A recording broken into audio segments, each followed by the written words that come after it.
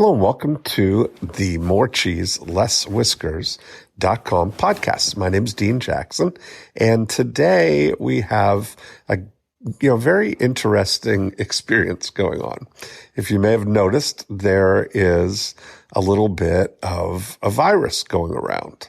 Now imagine if your business was 100% dependent on travel. And not just travel, not business travel or essential travel, but on expedition trip travel, discretionary, lifetime bucket list type of travel. Your business might be in a little bit of flux right now. And we're talking today with Ashton Palmer, who just happens to own a business that specializes in expedition trips. And we actually recorded this couple of weeks ago when it was right at the beginning of maybe a week ago now, right at the beginning of the travel restrictions and, quarantining, and nobody knows where it's going to land. But we talked about some immediate things that you can do to really make the most out of a situation that's evolving. So I think you're going to enjoy this episode. Here we go. Ashton. Good afternoon, Dean. How are you? Well, I am good. Here he is. Thank you so much for making some time today. Well, this is the perfect, I think, scenario for this kind of setup here. Got a real thing that's going to be affecting a lot of people right now, and decisions that people have to make. And I think this will be good to go through the thought process of it.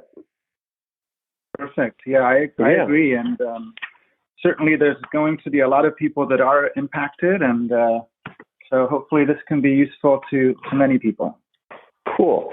So let's start with you're telling me about the Ashton Palmer story so far, and where we're at right now. I know you've been doing your expedition trips business for a long time, so I'd love to hear the story and how the business works and where we are right now. Sure. Do you want to hear a little bit about my story as well? Yeah, of course. Yeah, great. Well, thank you. Yeah. Thanks for asking. I grew up in a sort of lower to middle class family in the UK, and had a pretty fast-paced childhood. My dad was diagnosed with MS when I was born, so he was pretty sick throughout my childhood, and he passed away when I was 11. So my mom was an entrepreneur. When she had myself and my brother was about 3, I was just born. She found out that my father, who was the main breadwinner, was sick, and she was going to have to figure out how to do this. And back in the day, this is going back into the early 70s, of course, people didn't think that single parents could look after kids, especially women. And so the first thing the state said was, well, we'll take your kids and put them into some sort of foster care or adoption, and wow. you can figure out. And she said, absolutely not. Probably something a bit stronger. Right. And she said, I'm going to figure this out. And so she managed to scrape together a little bit of money from borrowing from her father, who was a working class man. He didn't have much, but he had mortgaged his house, and she was able to scrape together enough money to buy a small bed and breakfast hotel. And I remember the story she told me. She said when she moved in there, she had about $5 to her name and a packet of bacon and a half a dozen eggs. And she ran that hotel for about 11 years until my father passed away, and was just an incredible example of a hardworking entrepreneurial woman. I think it really impacted her negatively, but what it meant for me was that my childhood was pretty, real as far as, responsibilities, having a sick father, working mother, certainly not worse off than a lot of people, I'm sure, but it wasn't the happy, rosy kind of childhood that you read about in Norman Rockwell's paintings or see in his paintings. But right, yeah. So I was really wanting to grow up fast. I ended up, I didn't really like school. School never really made sense to me. And in fact, I ended up leaving school when I was just 16 because I just was not into it. And I kind of left school feeling like I wasn't smart because I wasn't necessarily good at that type of academics. And really wanted to get the heck out of Dodge and leave England. I didn't really care for it there. So when I was 17, about 17 and a half, I left the country and bought a one-way ticket to Australia. Now, the one thing that I had always wanted to do was to travel. And my mom was great. She would always tell me, "Yeah, you can do anything that you want. You'll go everywhere." And so I had been left about $1,000 by a grandfather that passed away. It was all the money I had. And I bought a one-way ticket to Australia. They have a visa reciprocation program for people from the UK. And I was able to work and live and travel in Australia for about a year, doing odd jobs. I waited tables. I did whatever I could, and really just had some incredible travel experiences. And I appreciated that I didn't have any responsibility at the time. Fast forward, I met a girl over there who was American, and we ended up making our way back to San Francisco. And I arrived into San Francisco about 25 years ago with $5 in my pocket and some great travel stories and a passion for travel still. And after a while, we kind of decided we were going to convert that into doing work in travel because, I think like a lot of people, you can end up doing something that you're passionate about, which feeds your soul for a while, but then you kind of want to do more with it. You don't just want to do it just for you. And so it was attractive to get into the travel business with the idea of starting our own company. We figured the best way to do that would be to go and work for other travel companies and learn from them while they were paying us. And took a guiding course, started doing some tour guiding around the U.S., which was great for me considering I grew up in the UK. So I was able to do a lot of travel through the national parks and see places that I'd only seen on TV. And so it was really a great experience. And that led to international guiding work and eventually working in this small niche of an industry called expedition cruising, which is these small ships, 100 or 200 passengers that go to places like Antarctica and the Amazon.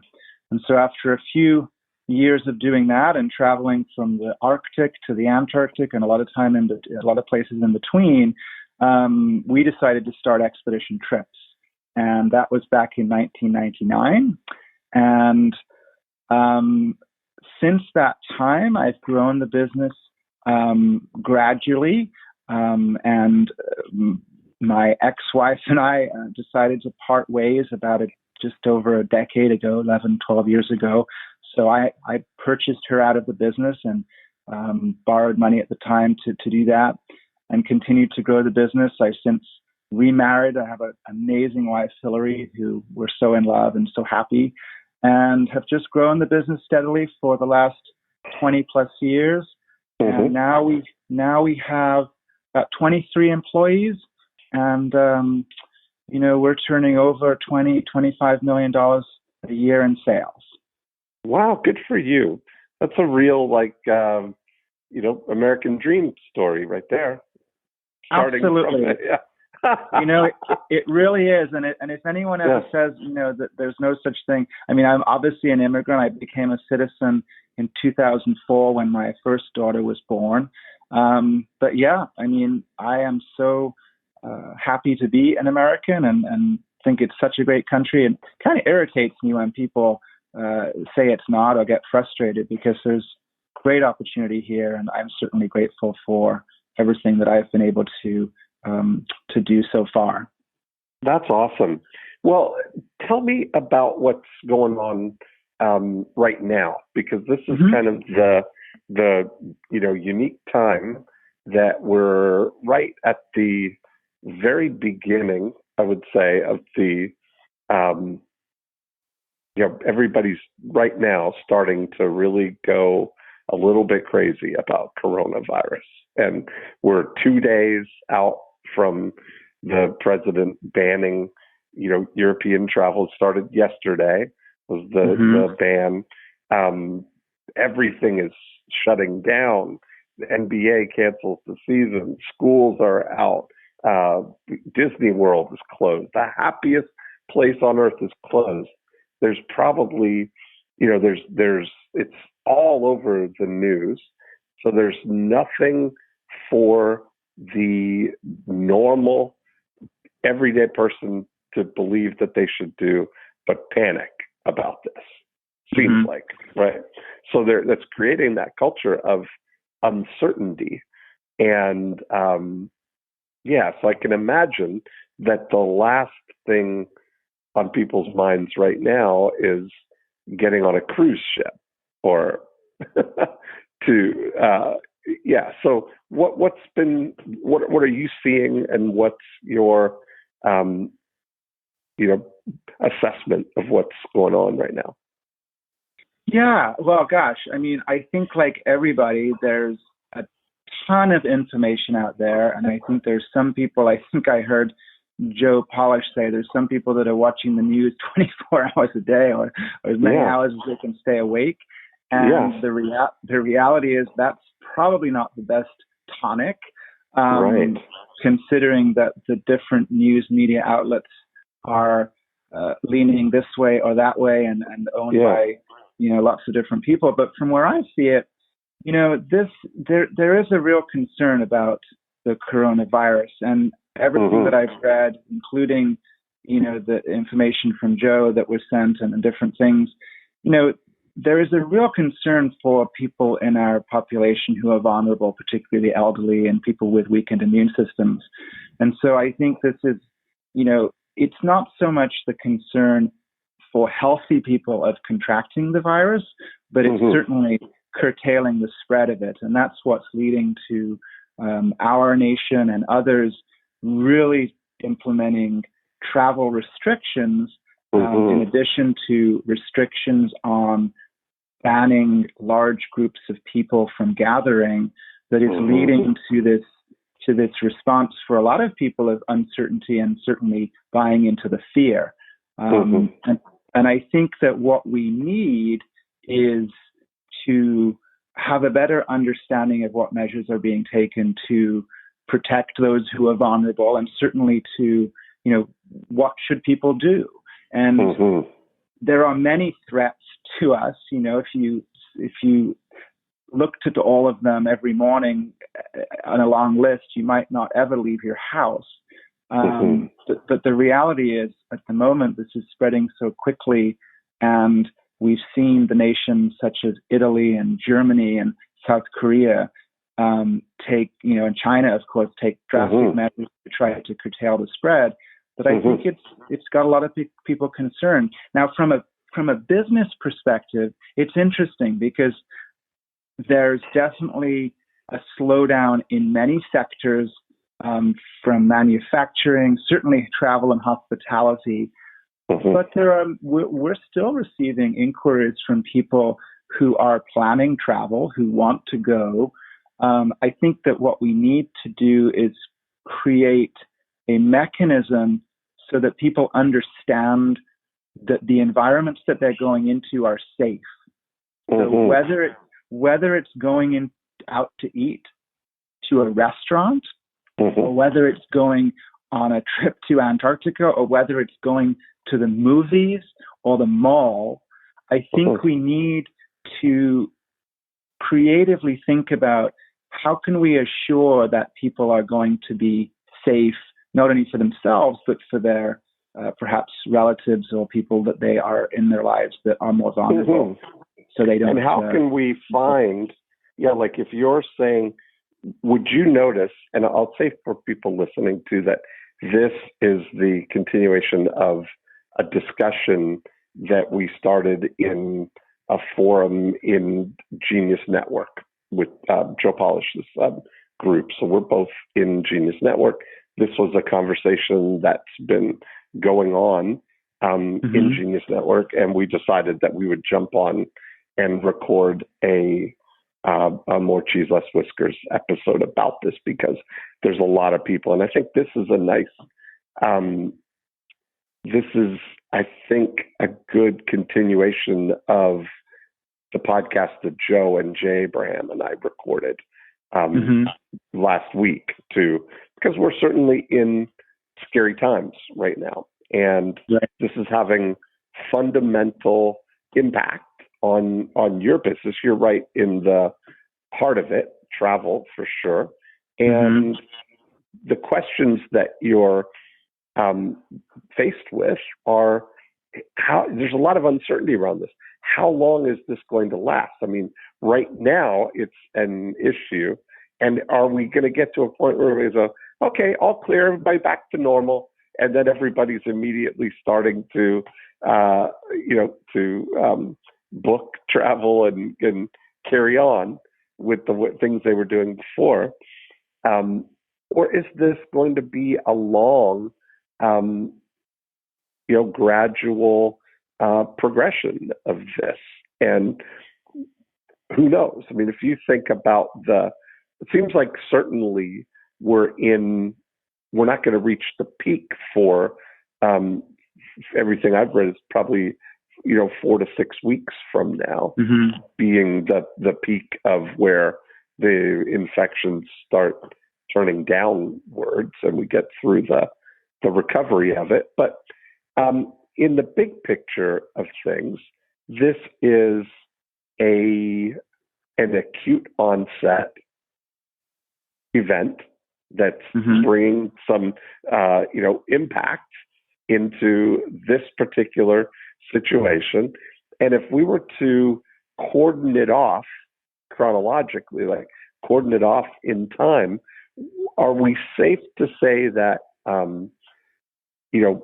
6 months from now, the impact of this will be minimal and we'll be back to normal? Is it 4 months from now?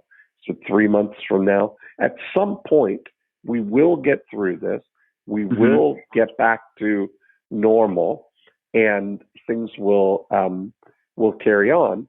And I think that it becomes the big issue. The questions that you were kind of posing are, what do we do right now to kind of adjust for what could be the impact of it, Absolutely. And I mean, first and foremost, yes, we will get through this. And,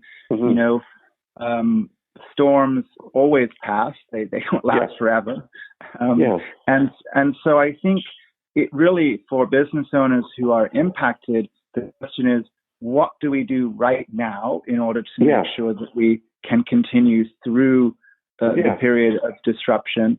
And I think also and this is continuing on from your discussion that you referenced in the podcast last week, is what ethical opportunities are there to help people in all different spectrum of society, where there is a need for help, and also an opportunity to further entrepreneurship and business, which is such a foundational building block of this country and the livelihood of hundreds of millions of people. So, it's definitely. Let's start with. I think it'd be a good idea then to start with, putting your own oxygen mask on first. That's got to be the first thing. You've got to solidify and do the best thing for your business to survive this, so that you can come from a position of security on that. And can you tell me a little bit about how your business works, like the economics of it? I know you do, maybe a couple of $1 million a month, but where does that money come from? And, how much transaction volume does that account for? All of the basics kind of thing. So we are effectively a specialized travel advisory firm or travel agency, if you want to use that terminology. Mm-hmm. And so we are working primarily with individuals, some groups, but mostly individuals, couples, and single travelers who are planning trips to incredible sort of natural places like Galapagos, Alaska, and Cyprus, etc. And so we are booking travel. Mm-hmm. Typically, trips, the average time between when a trip is booked to when a person travels is 10 months. Mm-hmm. And we are realizing our revenue derivative of commission from the booking at the time of departure or somewhere thereabouts. Mm-hmm. So we're building a pipeline and have been maintaining and building a pipeline for 2 decades that is about a year forward. Now, here's the good news. The good news is in our business, that means we have a lot of people already booked over the next 12 to 18 months.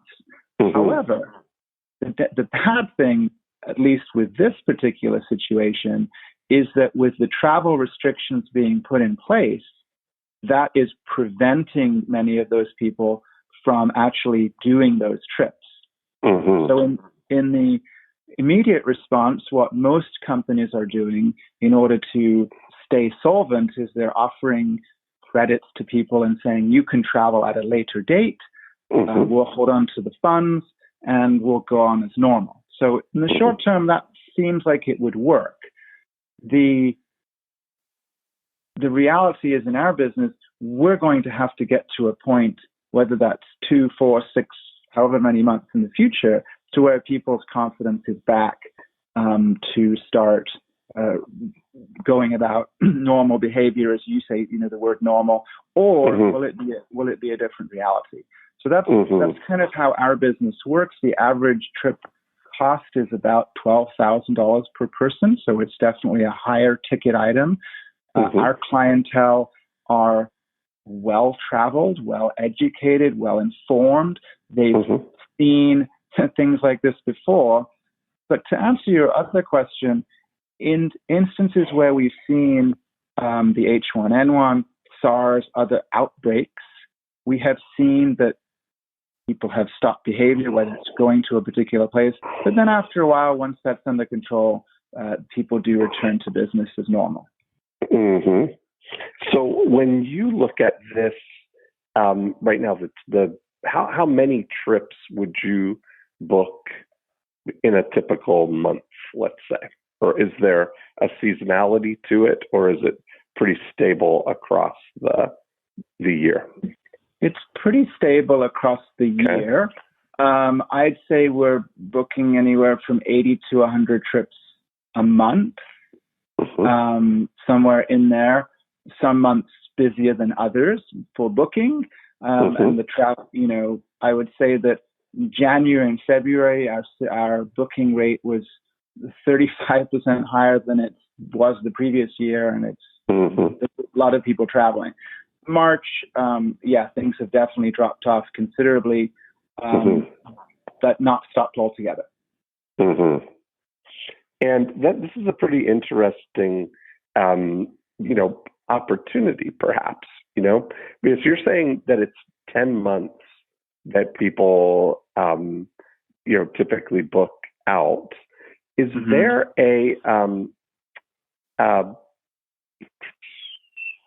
when I look at this, the way that you guys make money is through commissions from the tour operators? That's correct. Yes. Or do you charge a fee or a membership? We don't charge. We don't charge a fee, and it's kind of a common misconception. But yeah, so that's how we make our money for sure. Okay, so as a broker, kind of, if we think about it like a realtor would help somebody find a house, you help somebody find a cruise, or like a travel agent, sort of. Yeah, okay. Just like a realtor, exactly. Yeah. Okay, perfect. And then the tour operators are the ones who are really, they've got the biggest impact on the line here, right? In that they've got to put these tours on, and I imagine that they're stuck with vacancies or with or how do they are they individual tours or are they sort of group tours that they're running? They're running group tours. Okay. So these, and they're in a bit of a pickle at the moment because their ability to execute these tours is being diminished by the travel restrictions. So in fact, one of our partners, and I talked with them yesterday, they've made the decision both from a social responsibility and also in order to help their clients not have to make a tough decision. They've decided to cease all operations till the end of April. Gotcha. Yeah. I see. Okay. There's something there. So when you look at it, the good news is for you that you can continue organizing all through, even though if people are making bookings for the fall or for next year, by now, if you're saying, 10 months, that next year is are the tour operators offering assurances or some kind of are they doing anything to ease people's minds that they're going to be able to travel, or the fear that people are not going to be able to travel? No, one of the things, the immediate responses from the tour operators has been to create much more lenient cancellation policies and also, so that people can cancel, for example, normally it would be 90 or 120 days before a trip. If people canceled sooner than that, they would lose their money. A lot of companies have moved to sort of a 30-day model where they've said, look, we realize that people need to wait and see, but we don't want to hold their money ransom with the previous terms and conditions, which were more strict. So that's been one of the responses. So I think, and then the other thing, of course, they're trying to do is to keep people booked on the trips, and even if those trip dates get moved forward, then the cash flow keeps going in the interim. Okay. So one of the things that I was thinking about when we were discussing it in the forum was looking at what I imagine the assets that you have in this are, and one of those being this 20-year base of clients who have taken cruises or expedition trips that you are the incumbent expedition provider for them. How many people do you have in what we would call your after unit like that? People who have booked with you previously? Probably about 20,000, 25,000 households. And do you do anything to measure what happens with that group year after year? Or one of the things that we talk about is measuring something we call return on relationship. And so we look at this portfolio here of the 25,000 families that you have that are already in your family there. And over the last 12 months, how many of those families rebooked travel with you or referred someone? Yeah, our repeat and referral rate is about 25%. Okay. And so that's good to know, because part of this is, so if we take this just to help run normal numbers here, this 25,000 people, how do you communicate with them? We primarily communicate them electronically. Yeah. So, via our newsletters or marketing pieces, that way. Okay. And do you also have physical addresses for them? Yes, we do. Okay. So do you ever, how often would I, if I were on that list, hear from you in a calendar year? What kind of cadence of communication would I experience? Typically, if you were opted in to the electronic communication, you would hear from us about once a month, sometimes twice a month. But we are cognizant of not wanting to over contact for fear of, not fear, but because people might opt out then. So 12 to 20 kind of times a year, maybe you might send out emails. How many of the 25,000 would be opted in? Like if you were to send just to the after unit, the ones that are have done business with you in the past. Yeah, I would say that would probably be close to maybe 18,000 to 20,000, somewhere in there. Okay. That's awesome. And if it was, if 25% was repeat and referral, that would mean that roughly 250 or 300 a year. Is that about right? Yeah, that sounds, back to the napkin, that sounds about right. Yeah.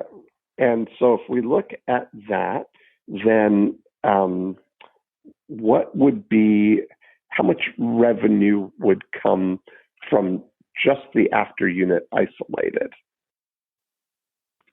I would say, if you were to look at it like that, and let's say the average trip was $10,000 per person, the average booking being 2 people, so that would be the sum of 20,000 times that 300, so 600,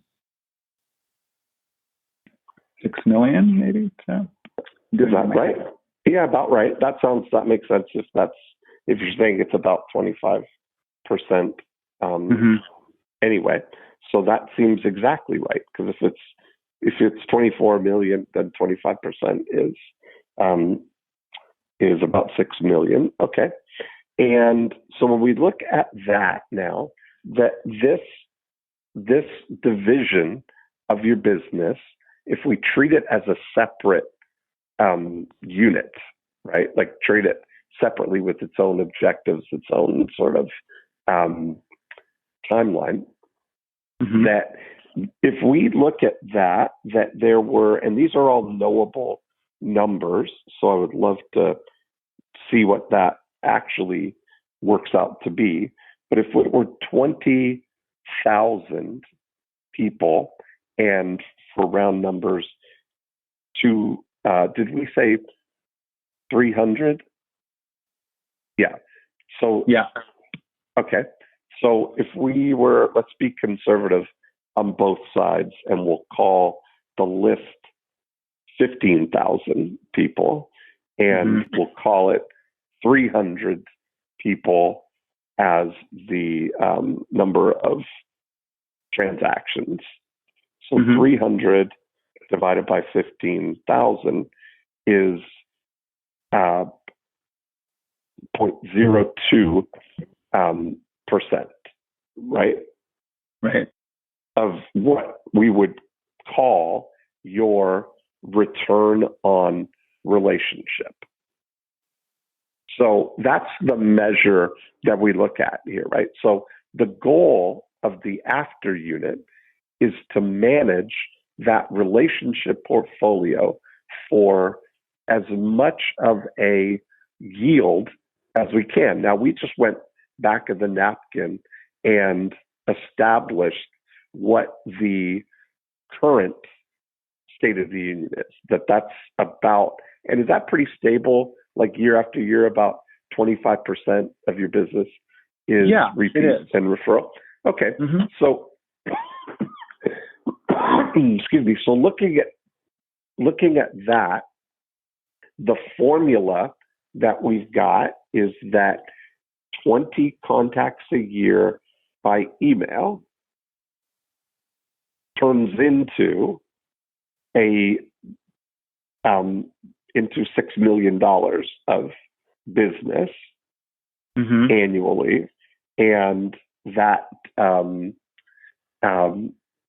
works out to be about a 0.02% return on relationship. Okay. Okay. So now, if we look at this, what would you say would be the distinction between referral and repeat business? The different percentages, or would you say, more? Would you say you get more repeat business or referral business? More repeat business. Okay, great. And how do you measure the referral element of it? How do you know that somebody's been referred? We track that in our database by referrals. Because you always ask, how did you find out about us? Well, Susie raved about the trip, right?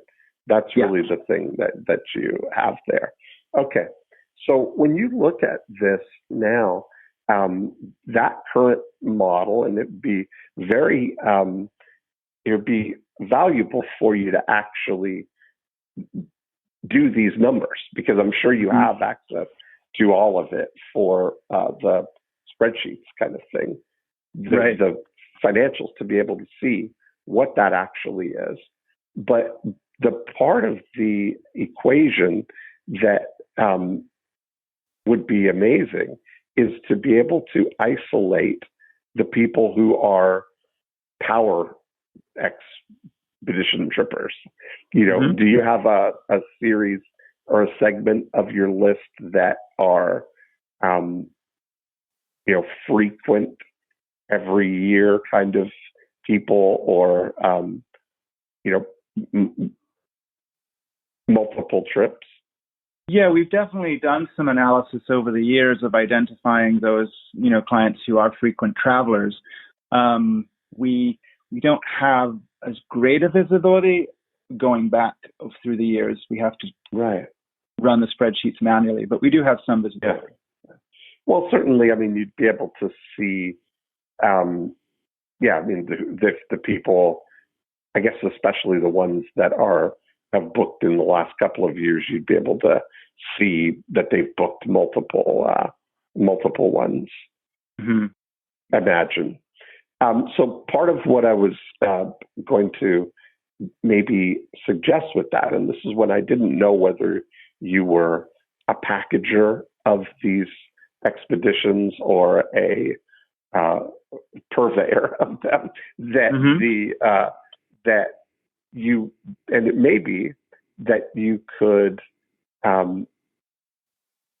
give people the opportunity to travel, book now, but travel in the future. I'm sure there are some of these companies that are offering pretty good incentives right now for booking, like even if it's booking for next year, just to get cash flow, right? To get some money going. Are you seeing things like that?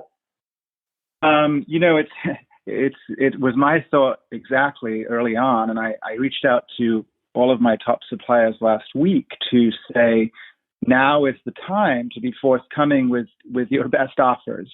And because I agree with you. And the reality is this past week, I think companies were scrambling to figure out how to respond to some of these travel restrictions. And they're dealing with, what do they do with the trips that are leaving next week? But it is top of mind for them as well. And I have commitments from several that want to have conversations next week, because my goal is to then obviously be able to go out to our clients and say, look, we've been able to negotiate some amazing opportunities for you. And now what this does, it doesn't help cash flow in the short term, because the deposits that are usually taken for these trips go directly to the companies. We don't gain any access to that money. And I understand. I'm talking about I meant for the travel packagers, that they were probably going to start offering things like that so that they could get some deposit money in to shore up cash to get through this period, because they are probably being they're probably feeling it more than you will, in that you're just selling less of them currently, but you're not being stuck with all the expenses of actually putting on the trip for half the people, right? So your whole so it's not there. I can imagine that could be a pretty deep thing for some of these operators, Now, luckily, it's been a very lucrative business going, for a lot of years here. We've had a long runway here of growth for the last 10 or 12 years, right? Especially. And so you would hope that the bigger tour operators are going to be able to weather a short-term storm like this. And we will. Everybody is. Imagine that there's, going to be some casualties, but I imagine by and large everybody will get through it, but they've got to tighten their belts and be creative and manage cash really well in that period.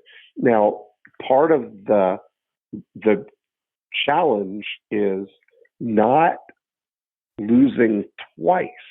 Like, what happens often is that you're in a situation like what you're talking about. I noticed that on the forum, you had said, here's what we've done so far. We've stopped advertising. Right. Because we're doing that. So now, if what you're saying is that your average gestation is a 10-month period, right? That people are, booking for 10 months out, there's probably a, period where people are researching and thinking about that might be another several months before they actually get to the point of booking.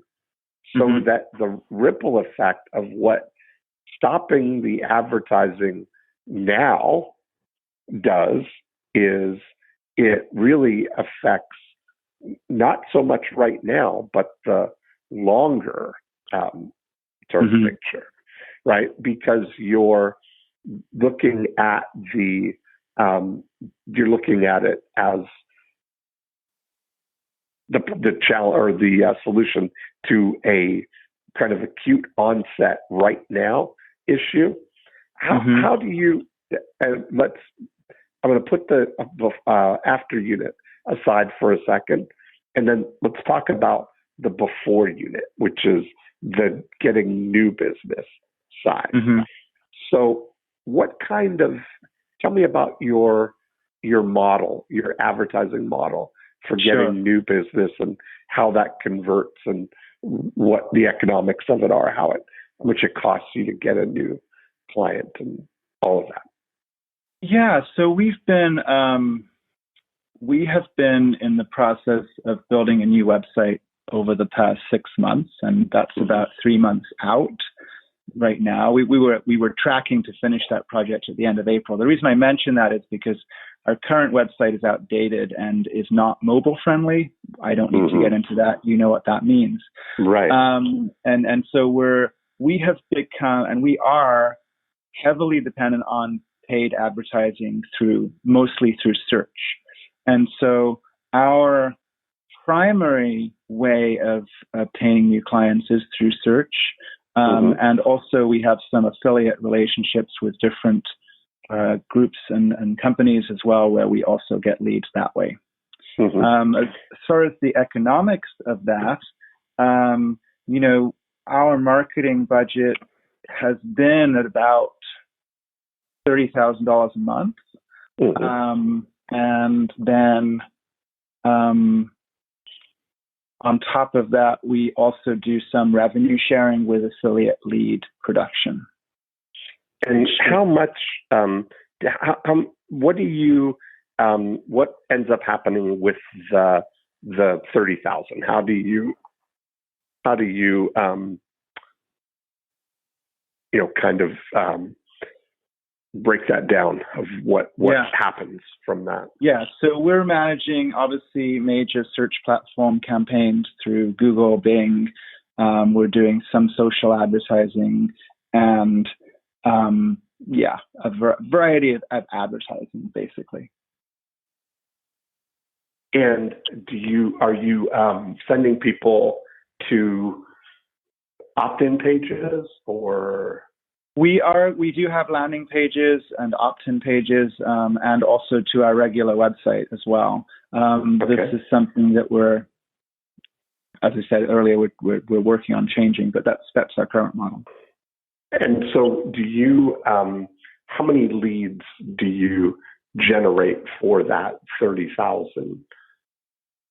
Oh, I'd say that probably 200 to 300 per month, somewhere in there. Okay, so maybe about $100 per lead. Is that about right? Yeah, that's about right. Okay, and what are you calling a lead? Is that a phone call coming in or an inquiry about a particular trip, or do you offer any, Galapagos planning guide type of things, or what are they? What are you calling a lead? Yeah, that would be an inquiry, somebody who is responding and reaching out to us to ask for our help regarding a specific destination. So okay, so a phone call or an email, or an email phone submission. Okay. And how many unconverted leads do you have right now? Like a list of those emails. Over what time period? Collectively, how many do you have? You must have. Not everybody that calls in books, right? Right. Yeah. I mean, I would say a lot. A lot. And so, how often would I hear from you if I were one of those?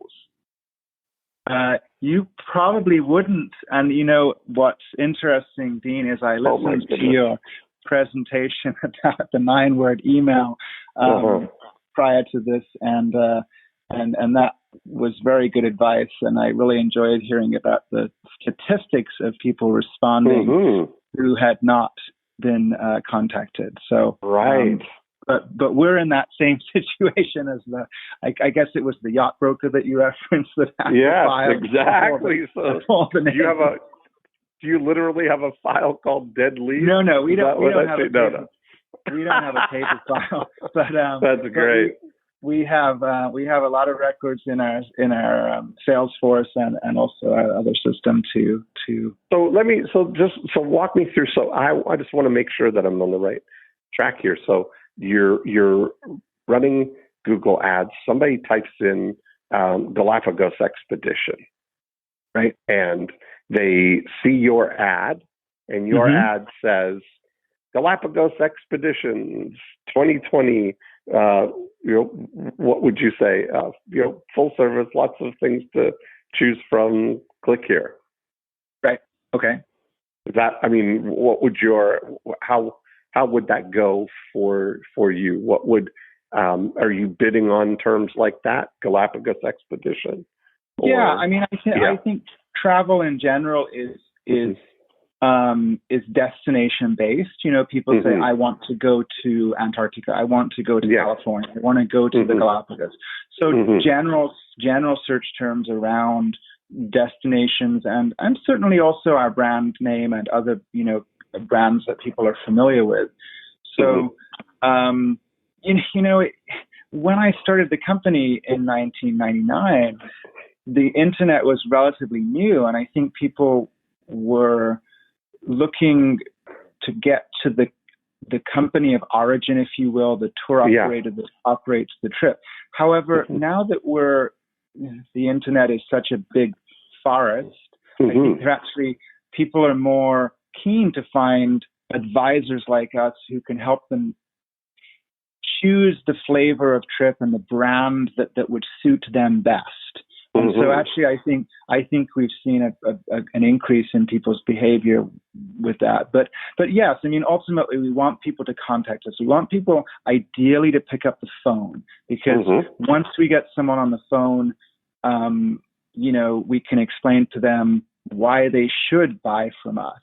And 9 times out of 10, once somebody gets on the phone with us, they do buy because they realize that they don't have any knowledge on this particular topic. And, as much as you could go on YouTube and watch how to fix your electricity in your house by watching a YouTube video, it's probably not the best idea. You probably want to get an electrician. So, right.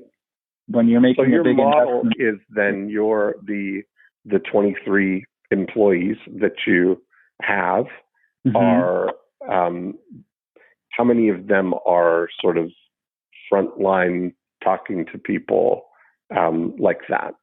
Yeah, so we've got 9 salespeople in the office, and then we also have other people who are supporting planning the travel as well. Okay, and I would call those your during unit. So once somebody books a trip, like they say, okay, we're going to do it, that now they're in your during unit. And that's everything to do with planning the trip, booking the trip, organizing the trip, coordinating, keeping everything on track, answering their questions, nursing it along, getting everything ready. And the period of time that they would be in your during unit would be from the moment they book it until the moment they disembark, right? They're home safely again. That's the during unit experience. And there's a whole series of metrics that you would look at in that kind of situation to as a lot of great opportunities to multiply those as well.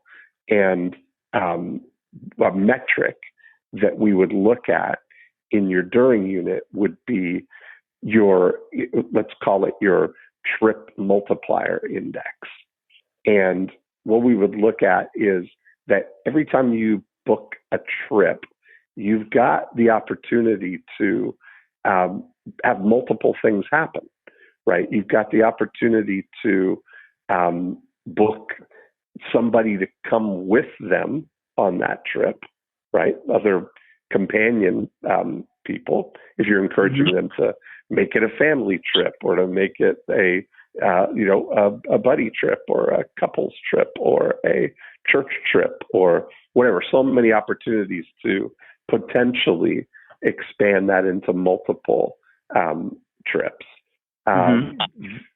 The opportunity to book the next trip before they disembark on the one that they're on now, to make sure that now they're ready for the next. Or even if you extend the during unit into, the first 30, 60 days after they get home from the trip that they booked, but to count that as the opportunity to book another trip, to keep that chain going. And then the opportunity for them to refer people who maybe book a trip at another time. And so you look at how many, and I would really sort of formalize this as a proprietary metric to look at what is your current situation of how many trips does one trip turn into, or is it just that they book that trip and then we send them we get everything handled and we send them the trip and they go on the trip and we, give them a check-in call when they get back. How was the trip or whatever? And that, but it's no real orchestration of or measurement of how that becomes leveraged. And so that's another sort of opportunity. But is that something that you have an awareness of, or that you have a focus on, or measure, or celebrate, or? No, it's not. And I think I think that's a very good insight, honestly, because the planning leading up to a trip is certainly a period where we are engaged with our clients, and I think that absolutely, great opportunity there to provide them more offerings. So, what do you think? Somebody who books a trip from, you go through the whole thing, you're planning the thing, then they book the trip, and then what story are they telling at cocktail parties and on the golf course and at tea and at work and among everybody that will listen? Oh, yeah, we're going to the Galapagos. Yeah, we're going to the Galapagos in June. Oh, yes, I hear it's beautiful.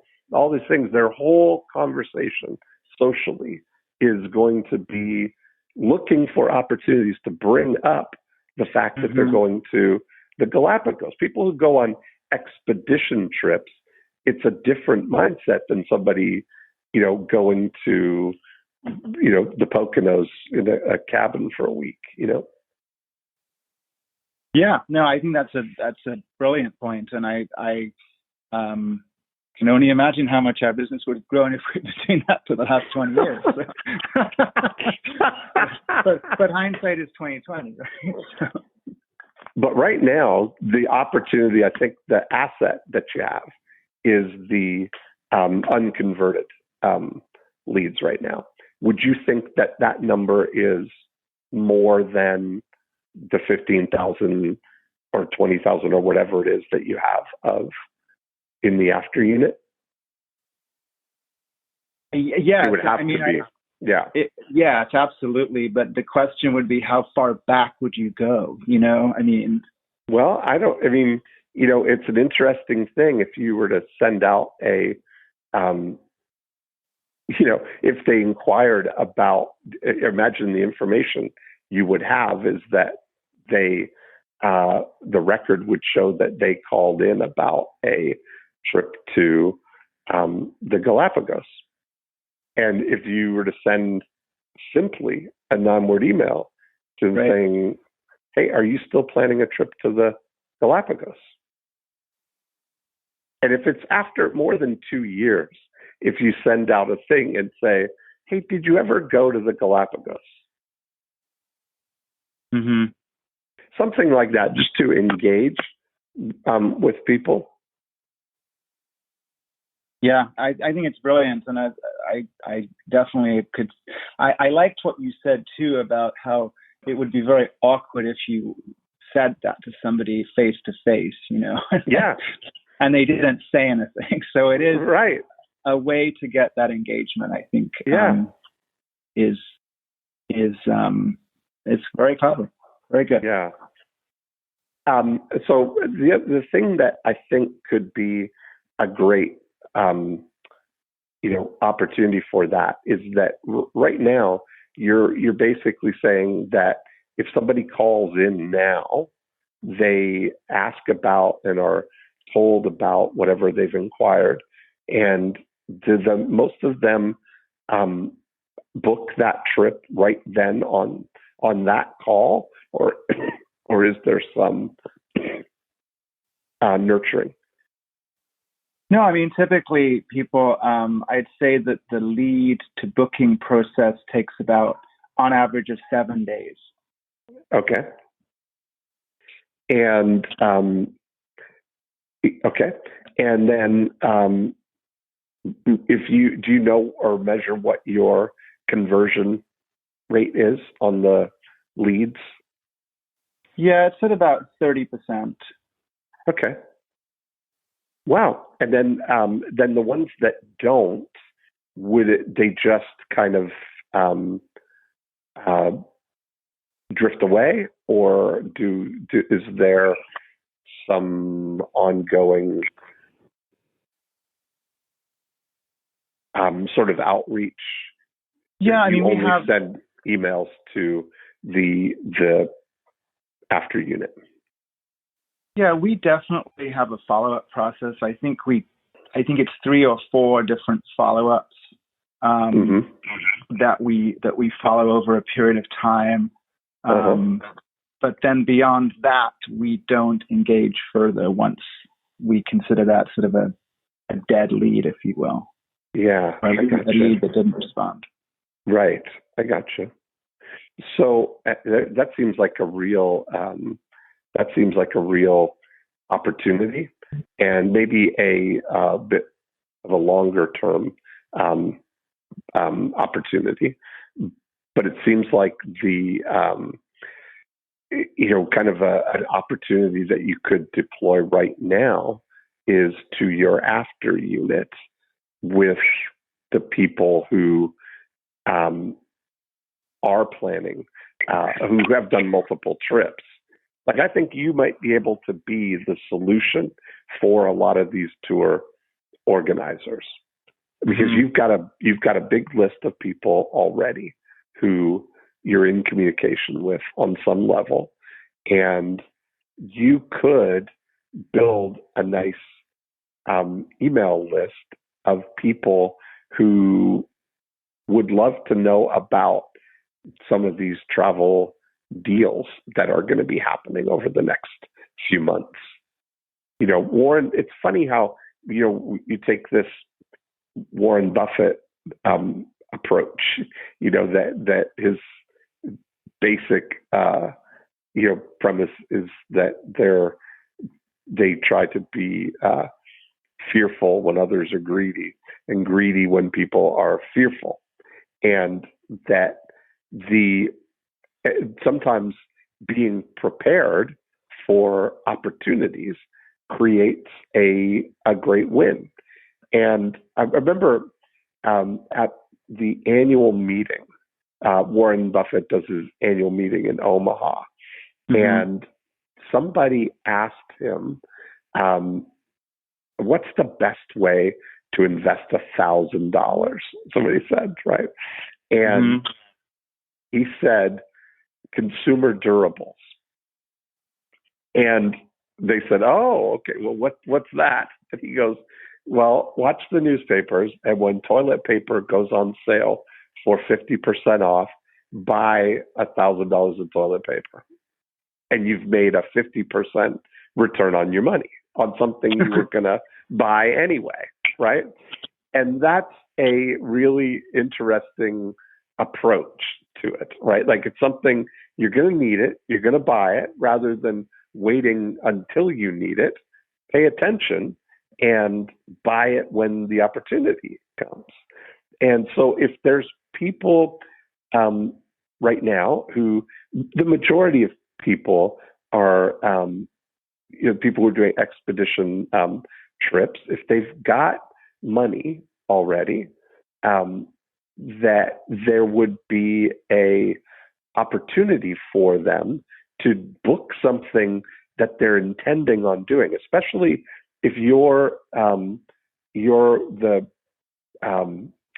some of your clients are people who may book multiple trips a year like that. I mean, I'm just thinking about my circle of local friends from my country club or my friends here that are retired or almost retired. That there's several of them that go on on a pace of 2 or 3 of these trips a year.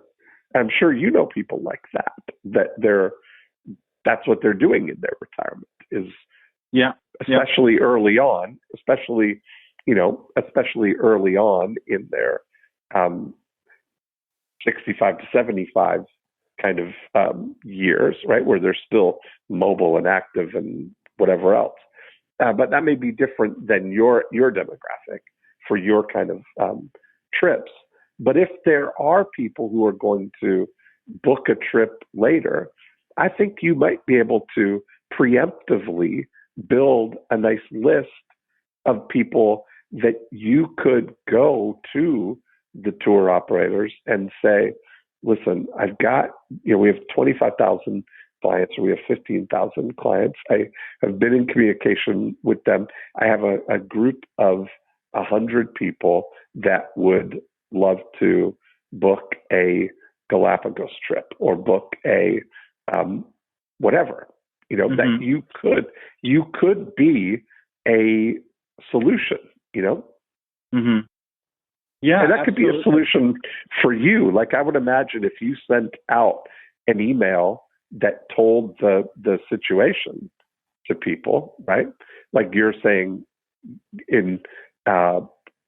to explain that to people in a one-to-one conversational kind of way, mm-hmm. right? Like if I were saying it to you, saying, Ashton, you've probably seen that there's a lot of craziness going on right now about coronavirus, and people are, travel bans, and who knows how this is going to play out. It's probably going to be weeks or months before things get back to normal, and the travel packagers are really being left with a lot of the burden of this, because trips are half full and things like that. And some of them are offering really great incentives for people to book travel now for 2021. And so saying to people, I don't know what your plans are for next year, but if you are considering a trip to the Galapagos or a trip to what would be the big 5 kind of thing, you take the categories kind of thing, or, if you're the Galapagos or the rainforest or the New Zealand or Asia or whatever, probably not Asia right now, but going that having Alaska or Antarctica, those kind of things, if you were to get somebody's get an interest list among those people, and just kind of put yourself in a position where you could be a market maker here, Mm-hmm. Yeah, no, I think that's a great way of looking at the situation from a different perspective. And I think people would be, especially clients that have done business with us before. That's right. I'm sure they would be quite willing to respond very, very easily to gauging interest like that. And that's exactly right. Powerful tool to leverage. It's one thing to say, give me your best offer, and I might be able to find some people. Versus, no, you're saying, people. Yeah. Right. And that's the kind of thing, right? Like you can go out and do that.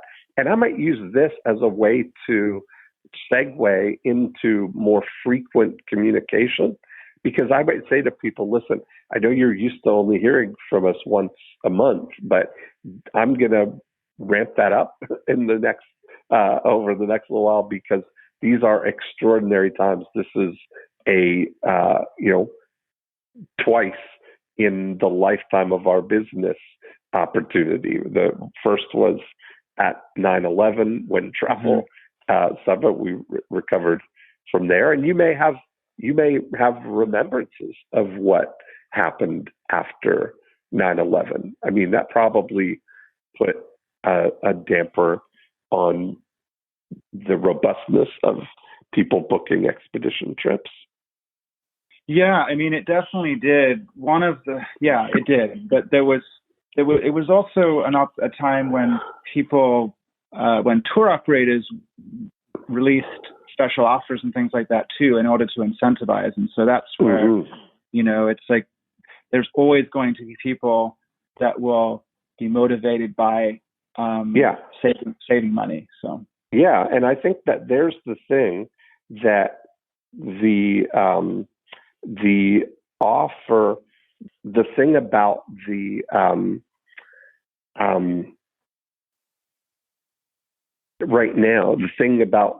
right now in this moment is that it's all so brand new.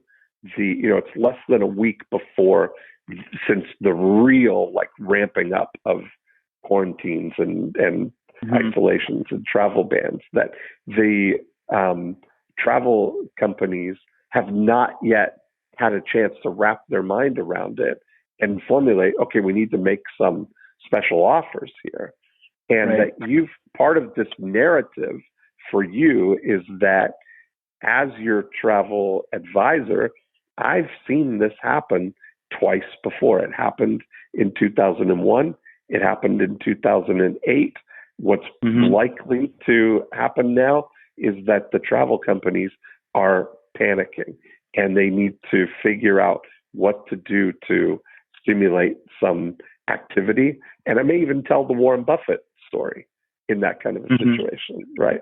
Yeah. That this is your reward for doing all the right things. And, you've got a chance now to benefit from that, doing something that you were going to do anyway, and save money doing it. And so I just want to gather your interest around that, and I'll keep you posted each week here. I'm going to keep us apprised of all the situation. And then next week you might say, okay, here's what's going on. I've been talking to the people from the Galapagos. And, so there's the kind of thing where if you're saying we may be able to get some really good expedition trip clients only. Yeah, some opportunities. Opportunities. Yeah, absolutely. I've been on the phone with these people booking, exploring exclusive opportunities, and that could be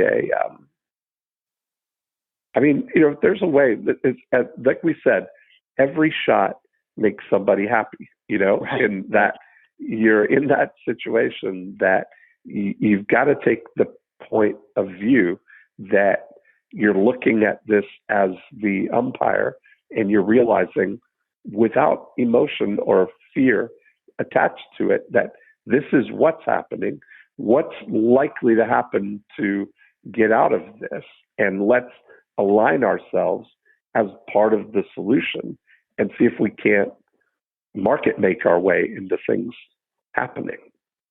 Mm-hmm. Yeah. Yeah. No, I think that's an incredible insight, Dean, and I definitely, we're well positioned to do that, having been in the business, in the industry for so long, and certainly have great relationships with both clients and our tour operator partners. So definitely something that will be actioned in the very near future. Absolutely.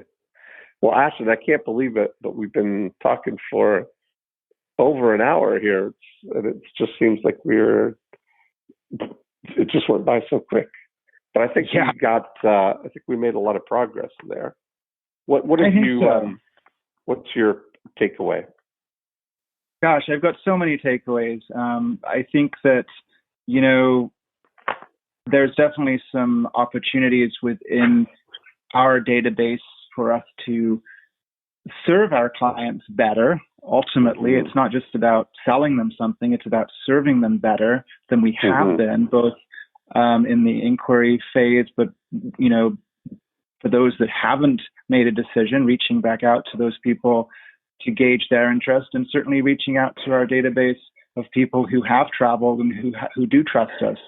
Yes. It's digging that well where we know there's water, right? And, yeah.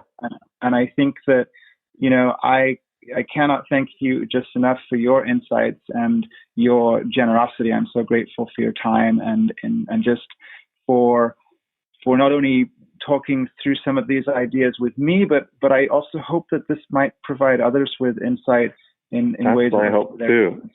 So, that's my hope too. You're not there's so many people in this situation right now that are, wondering what to do. And I think that the things that we talked about would be on a macro level applicable to so many different businesses. So I was happy to do it. I'm glad we got to know each other a little bit, and I'm sure we'll stay connected here. Yeah, I'd like that. So have a great afternoon. Thank you again for your time, and Awesome. I look forward to keeping in touch. Thanks, Ashton. I'll talk to you soon. Right. Take care. Bye-bye.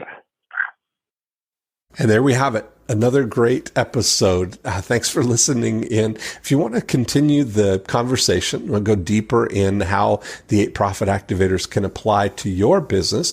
2 things you can do. Right now, you can go to morecheeselesswhiskers.com and you can download a copy of the More Cheese Less Whiskers book, and you can listen to the back episodes, of course, if you're just listening here on iTunes. Secondly, the thing that we talk about in applying all of the 8 profit activators are part of the breakthrough DNA process. And you can download a book and a scorecard and watch a video all about the 8 profit activators at breakthroughdna.com. And that's a great place to start the journey in applying this scientific approach to growing your business. That's really the way we think about Breakthrough DNA, as an operating system that you can overlay on your existing business and immediately look for insights there. So that's it for this week. Have a great week, and we will be back next time with another episode of More Cheese, Less Whiskers.